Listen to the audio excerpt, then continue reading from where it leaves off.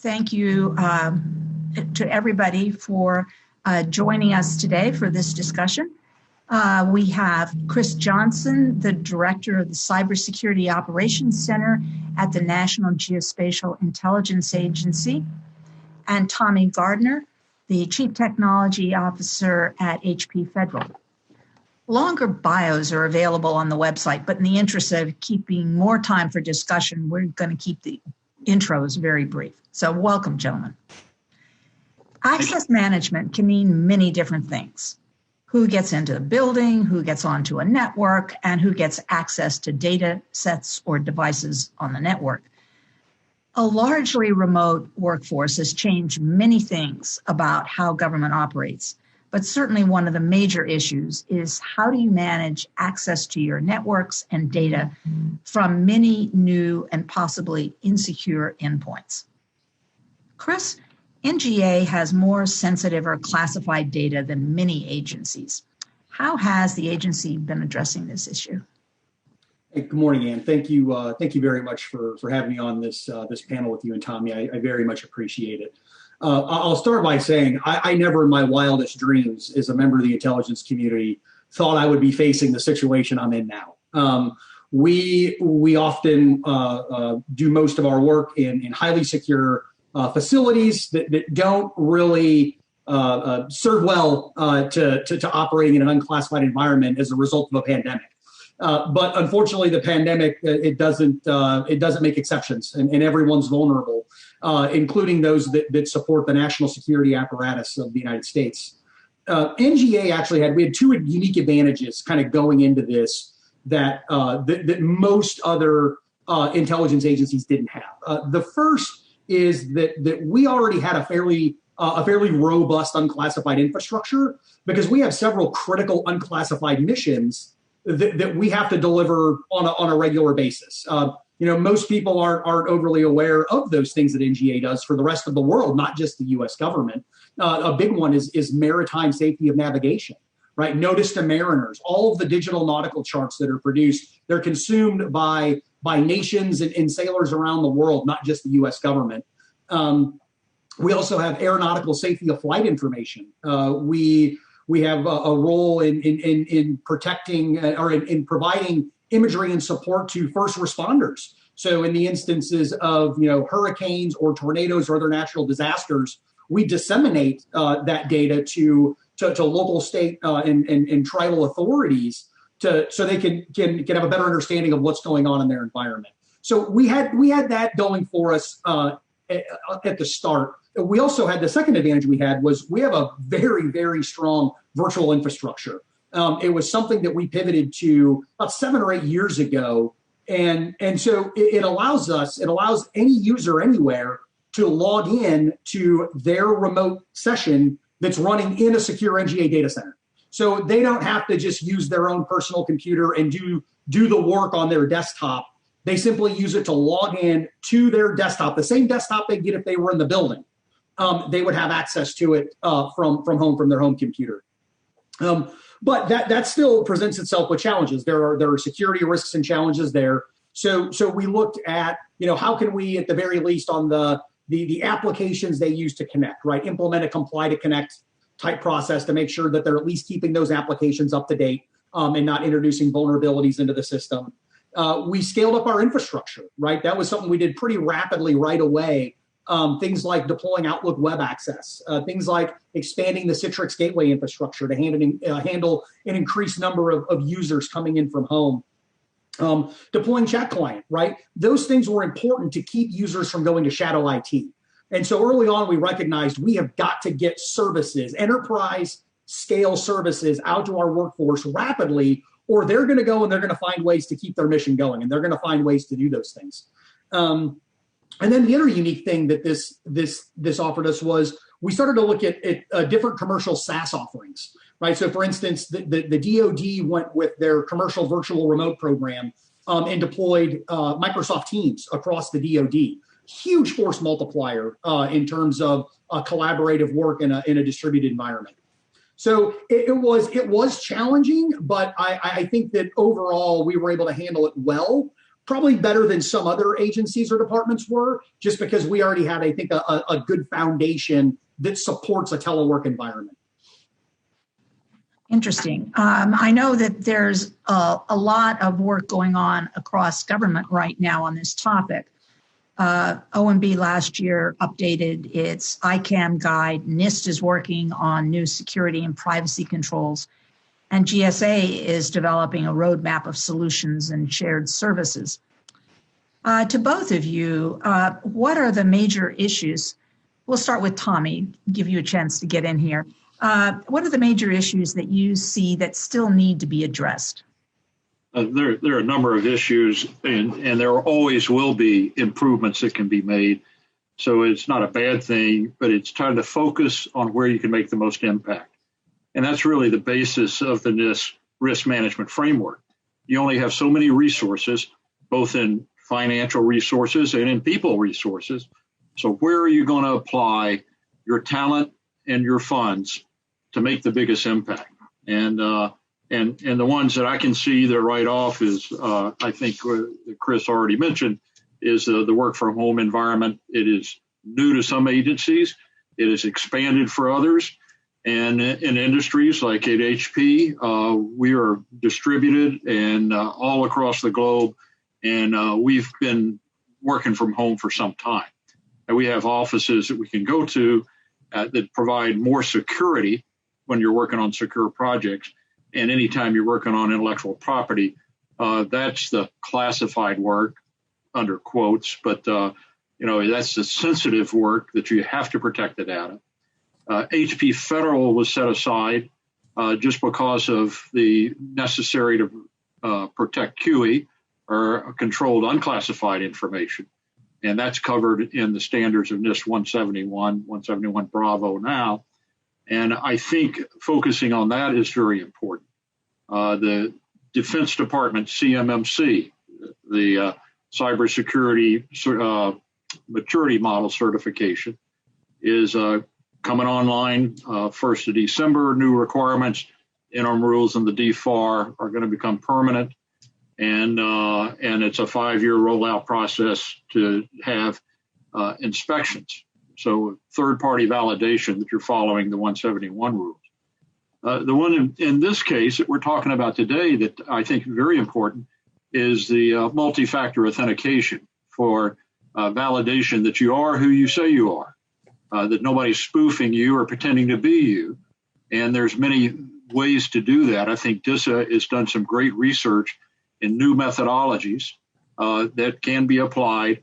Most people in government and in industry think a multi-factor authentication is 2 factors, something you have, something you know.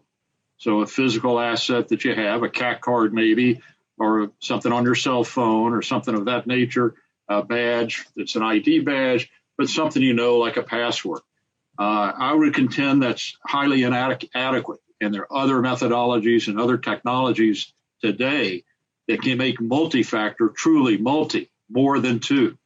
And I think the more factors you can use, and this is relates to the DISA research being done, multiple factors, 6, 8, 10, that can then be conglomerated in an algorithm, can give you a real sense of how sure are you that you're really Ann, Chris is really Chris, and I'm really Tommy. The visual ID, the facial ID is one of them. I can look at you on a video and see you talk and be pretty sure that's you talking. It may not be what you're really saying. There's ways to spoof that, but you can be pretty sure there is. So I think of all these things, the credential escalation could be almost stopped if we had good multi-factor authentication. Chris, would you like to weigh in there on multi-factor? Yeah, I would. So I got a couple areas that I like to focus on with this. And the first is universal standards. There are, as you all pointed out, there are some universal standards out there. NIST has done a lot of really good work in this space, but across the federal government, there's still a lot of different standards out there. And as we look to get into a future where we want to rapidly share data amongst different departments and agencies. We need to start to coalesce behind some really truly enterprise-wide standards that exist for everybody that we all use. I've worked several efforts over the past several years regarding information sharing across the federal government. And that was one of the things that I continued to come across was the moment you start talking about standards, everybody says, well, which ones? The other challenge that we often face is enforcing the standards that are on the books, right? And the big problem there is, and Tommy hinted at this a little bit when he starts talking about the DFAR, is the acquisition process, right? Especially for large, expensive systems. If you don't get the standards in up front in the acquisition process, you're never going to get them in because it's not cost effective at that point to go back and retrofit a lot of these systems to meet some more modern standards. So it's critical that we close the gap between the standards community and the technologists and the acquisition people to make sure that the contracting officers are aware of the latest standards, of the latest technology, so we can make sure that those are represented well in our contracts. The other thing I like to talk about here is that with the idea of access and strong identities, right? MFA, it's really only one part of the problem, right? We still have to address all the data and the environment, right? This buzzword alert for everybody: zero trust, right? Zero trust, I like to say, it's not something you can go out and buy, right? Although there's a lot of folks out there that'll say they can sell you zero trust, right? They can sell you things that help you facilitate it, but there's no way to buy it. I like to think of zero trust more like an ideology. It's a fundamental change in how you run your architecture, but it brings together that access control model and says, okay, you are exactly who you say you are, right? As Tommy said, you're not spoof. You are Ann, right? Okay, Ann is Ann. We know that. We know Ann has these entitlements. Here's a piece of data, right? Okay, Ann has the entitlement to access that piece of data. And then the environment piece to say that data is even allowed to be processed in that environment that you're trying to access it in, right? Yeah, so all three of those things start to come together. Go ahead, Tommy. Yeah, I was just going to jump on and agree with you 100%. That need to know is a comment you often hear in classified work throughout government, that you may have a security clearance, but if you don't have a need to know, you don't get access. So Ann has access to that data, but she has that access because she has a need to know. And that works in industry too. So we write our own BIOS code. We do that because every other computer manufacturer uses a standard Phoenix or other standard BIOS, and every hacker in the world knows exactly line by line what's in there. So our BIOS code is top secret. It's protected like the formula for Coca-Cola. We don't let people know what that is. I don't have a need to know for that. Now, I know that it's unique and I know it's different, but I don't have to modify that code in any way. So I don't need to know what that code is. So I may have all the clearances and be at a senior executive level, but I don't have the need to know for our BIOS code. The same thing exists throughout government. And so understanding the need to know and understanding that if somebody is able to steal a credential that thinks they can get access to any of the very sensitive data that the government holds, they have to pass the need to know barrier. And that's incorporated in this multi-factor authentication. Who has the need to know is probably more important than what security clearance they have. So I just turned it back to you, Chris, but I think you hit on a real small, sharp part. Now, zero trust is something that's been around for about 15 years. HP's been engaged with it, promoting it for 15 years. It had a hiatus. It was a buzzword. It was a hot new topic. It was a philosophy, but it's a design philosophy for us that our products are designed from the very beginning. Cybersecurity is the number one aspect. We don't trade that off. Cost, performance, and schedule can be traded. Cyber cannot, and it's based on a zero trust principle. And we design a zero trust module within every one of our printers, computers, and even our 3D printers. So when you look at zero trust that way, you might look at one of these products and say, well, they're all commodities because they look the same on the outside. They are not the same on the inside. If they aren't built with a zero trust philosophy, they are not going to give you the same protections. So I'm sorry. Go ahead. No, thanks for that insight there, Tommy. Appreciate that. But I think I want to just kind of take it along to the next step there. And you really hit on something, the need to know. And that idea is something that is most familiar to those in the intelligence community. But it's a concept that everybody else outside the IC needs to start becoming familiar with, right? In order to take that next step in access management.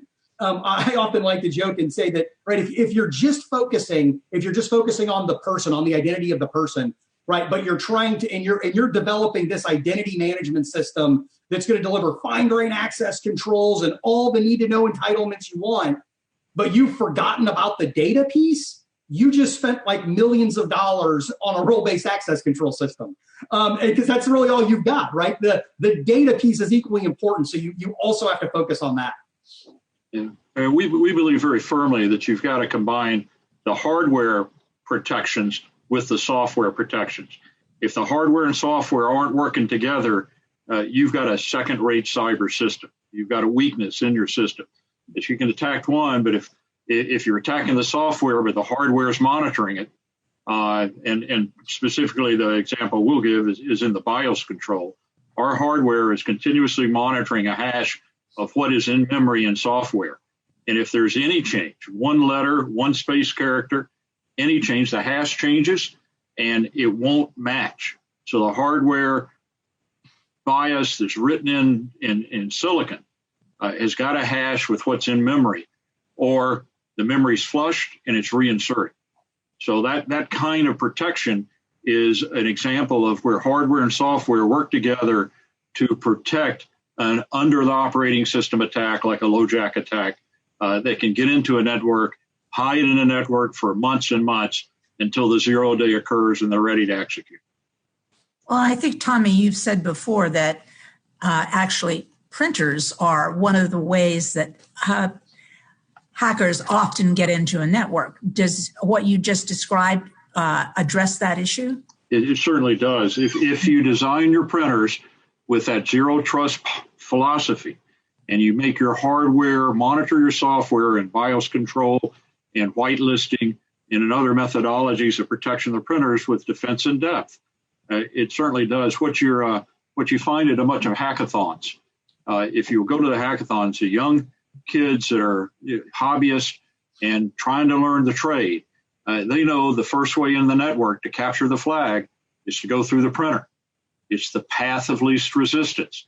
And every advanced persistent threat that is trying to get in your network will try the printer first. It's because people don't think of protecting the printer. And when you go for work for home, Chris brought up the shadow IT.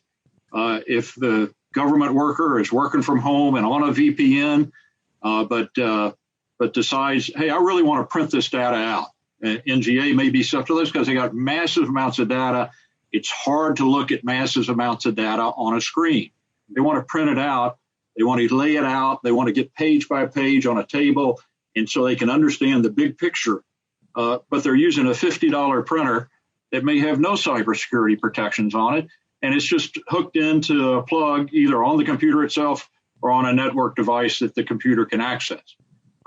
There's your risk. And so the threat vectors have multiplied by an order of magnitude by going to home networks that somebody can drive a van by and all of a sudden hack into the home network because few people will change their password or use their birth date or use their kid's first name. The common law was that when you buy a new computer or a new printer and, what's the password for the admin access? Well, the password is usually password, or sometimes it's admin, but it's usually one of the two. So we make a habit that we don't provide a differentiated, same password for every printer. We'll give you a password that's unique to that printer. And that way, it's a little extra protection that may protect you when you most need it. And it's really no additional cost. So why wouldn't you do that at a cost that's almost negligible? So I would like to, we've talked a lot about access, and access management has changed a great deal. It used to be PIV cards and CAC cards got you into the building and then into your computers. What is going to happen with the traditional cards? Are they going to go away? I hear all the time people complain that they work for one agency, they have all this access, they move to another agency, and they have to start over. Yeah, so I think that across the board in this space, I think government one has been slow to adopt bring your own device, right? And as we look to modern MFA, right, it's an authenticator on your smartphone. And that's not really widespread across the government yet because we really haven't bought into the idea of bring your own device, right? We're really sort of the last holdouts, I think, in the world in the bring your own device revolution. And so that creates a challenge with adopting some of these more modern standards. And also we're not going to issue government phones to everybody in the federal government. That's cost prohibitive, right? So it's something is going to need to change in order for us to take advantage of some of that more modern technology that would allow us to do that. I think that BYOD it has to come, right? But it's going to be a specific use case, right? Like in the intelligence community, for example, it's not an option for us, right? As much as I love the telework environment I'm in now, and some of the unclassified sites I use, I've really gotten spoiled by being able to do my login and quickly go to my phone and click, okay, let me in. And then when I go into the office, it's one of those things where it's like, oh man, okay, so all right, how do I log in now? Okay, I gotta have a password, and then okay, I set up a phone call. So I got it, and it really starts to kind of discombobulate you, and it really breaks the flow of work when you have to get into more complex access control methods because you don't have access to the simple things anymore. But I mean, honestly, I don't think the technology is really, the driving factor of what needs to happen in the future. It's really about the underlying identity management, right? I think that whether you're talking about a PIV, whether you're talking about, facial recognition, biometrics, whether you're talking about an authenticator on a phone, at the end of the day, they're just a way to deliver access to a system. But if the data they're using is fundamentally flawed or poorly implemented, every one of those solutions is prone to failure. Yeah, I agree, Chris. This is something that's hard to get your hands around because there's so many variables. I think we'll have CAT cards for many years in the future. Not that we need them, but it's inertia, and we don't use them in industry very often. I can't think of the last time in industry where I have used them, but we could, but it's unnecessary. There are other ways to do it.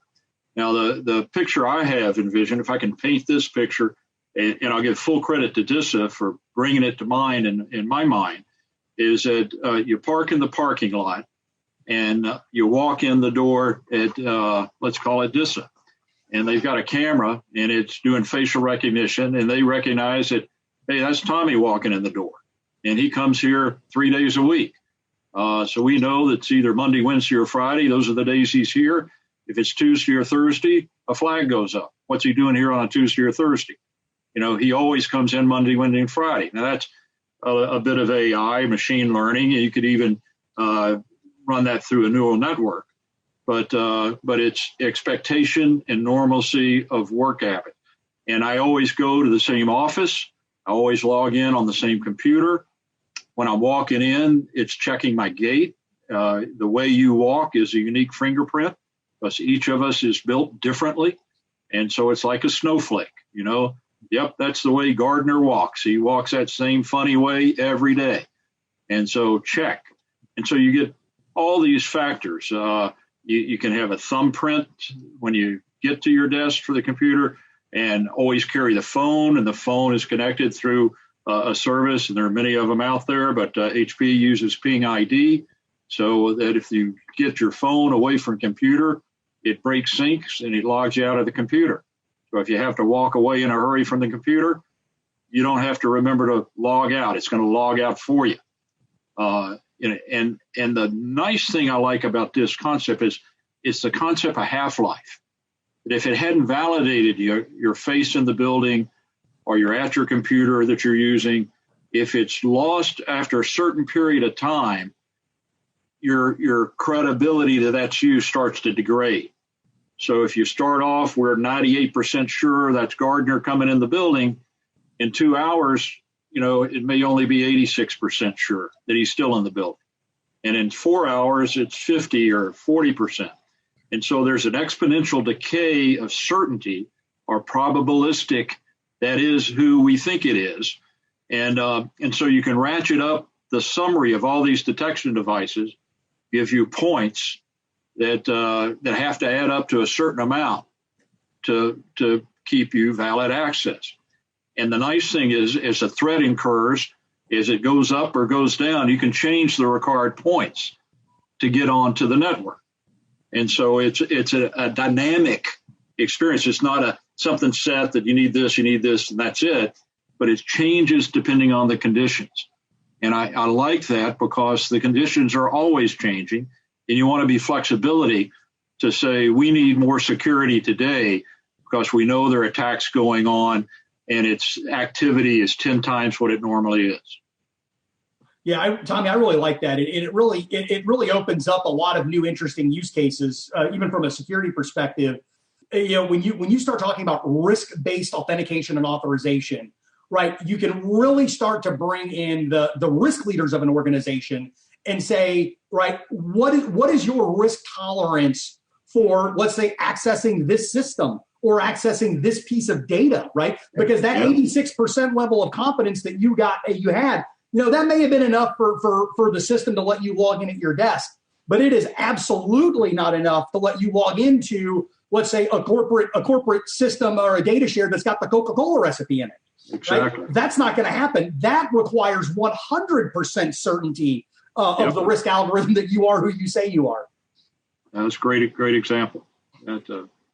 So how do you get 100% certainty?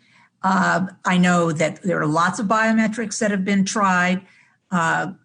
There's various agencies backing away from some. I know the FBI is looking at iris scanning.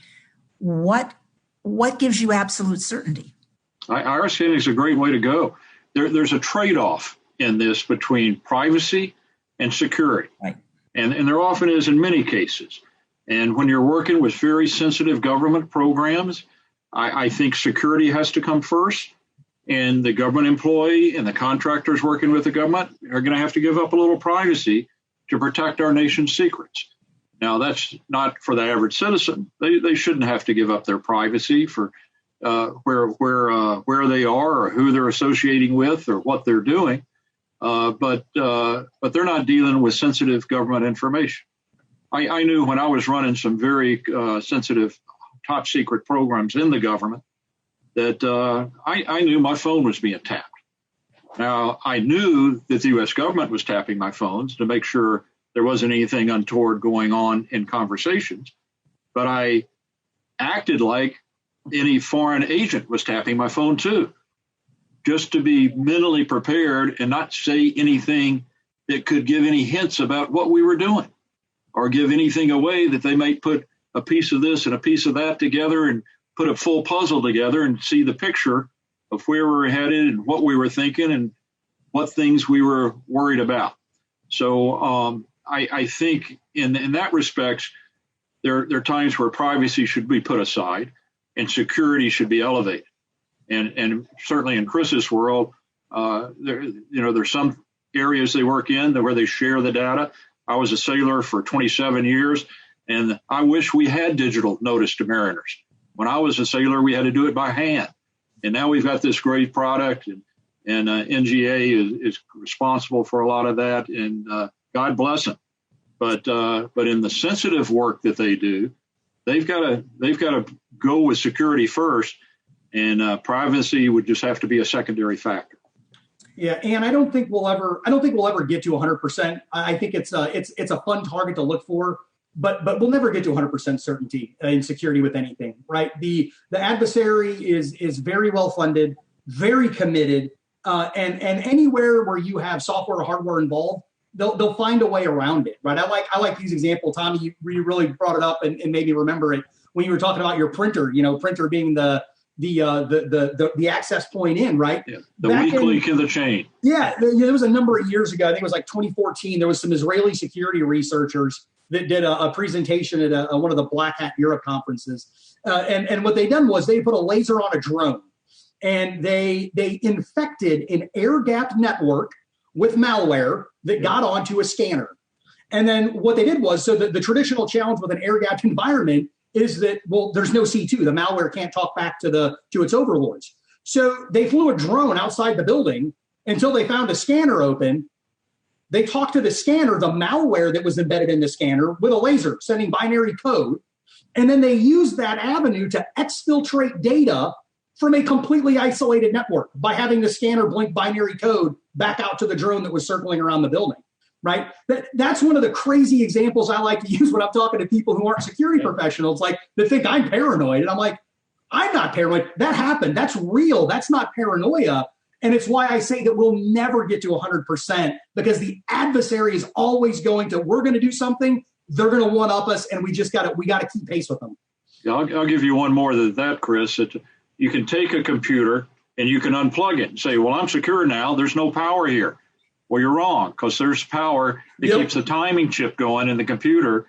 And if you know how to do that, you can use a laser, you can use a Wi-Fi, which turn on the Wi-Fi, access the computer, and the power cord is disconnected, and it still is accessible. There's several other classified examples of some really unique ways. But and to get back to your question, if you want zero risk, I've always heard zero risk is infinite cost. There's not enough money in the federal government to get you to zero. You can get pretty close to it. You can mitigate all the known risks. You're never going to mitigate all the unknown risks that you haven't even thought of. And I find in America, we're often arrogant, think we know everything. But there are some smart people out there, and our adversaries aren't a bunch of dummies. They are intelligent, they're well-trained, and they're well-practiced. They're professionals. And the only way we can keep up with them, we have to be professional too, and we have to keep our investments. HP invest billions of dollars a year to improve the cybersecurity of our products every year. And we have to, because if we don't, we're going to be nothing but a data source for foreign governments. Well, I think we're going to have to leave it there. The good news is we could talk for hours. I think it's time for me to hand it back to Troy and to thank you all very much for being part of this conversation today.